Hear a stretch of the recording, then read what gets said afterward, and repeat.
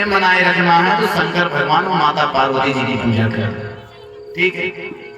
अच्छा, शिव पुराण में लिखा है पति पत्नी में इतना अनबन क्यों होता है? शंकर जी मनोविनोद में कहते हैं देखो पति पत्नी जब आपस में लड़ते झगड़ते हैं ना तो उनमें प्रेम बढ़ता है, उनमें प्रेम बढ़ता है। अब ज्यादा प्रेम नहीं बढ़ाना है लड़ लड़ के। ठीक है, बोले कृष्ण कन्हैया लाल की जय। सबका आदत है लड़ लेंगे, बात एक दूसरे को ही बोलेंगे ना, बाबू ऐसा कर देना अपने बेटे का नाम लेके, माँ भी बोलेगी ना बेटा ऐसा ऐसा होना चाहिए। तो ऐसा देखिए पति पत्नियों का प्रेम है तो भारतवर्ष में है।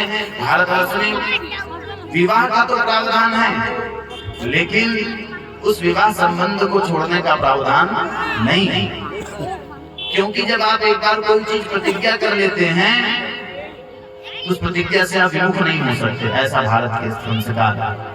अब राम जी के बारे में उनकी कथा में मैं बताऊंगा कि ऐसा क्यों हुआ। आगे राजा परीक्षित जी सुनकर चकरा गए कि कितने देवताओं की पूजा करूं जैसे आपकी व्यवस्था है। तो राजा परीक्षित जी पूछते हैं शुकदेव महाराज जी से कि अकाम सर्व काम वा मोक्ष काम उदार भी तीव्रेण भक्ति योगेन जयेत पुरुषं परम। क्या कोई ऐसा साधन नहीं है कि एक ही देवता की पूजा करें समस्त कामनाओं की पूर्ति हो जाए? तो कहते हैं शिवदेव जी एतावानि वयजतानि निहसे यशोदयः भगवत्य चरो भावो यद भागवत संगतः। भागवत की शरणागति आप ले लो, यह साक्षात भगवत स्वरूप है। और कल्पतरु कहते हैं, कल्पतरु किसे कहते हैं पता है?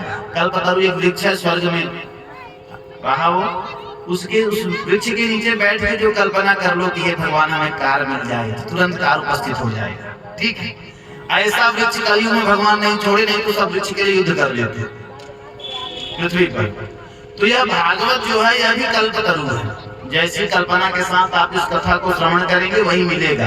एक गलत भ्रांति है कि भागवत सिर्फ मुक्ति ही दिलाती है।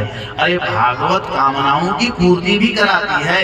जिसे संतान न हो, कोई काम रुका हो, बहुत प्रकार की है। जिस कामना की पूर्ति के लिए आप कथा श्रवण करेंगे भगवान आपकी वह मनोकामना अवश्य ही पूरी करेंगे। तो सुखदेव महाराज जी कहते हैं कि हे उत्तरानंदन, एक ही देवता की पूजा करने से समस्त देवताओं के पूजन का पुण्य प्राप्त हो जाता है। वो कौन है?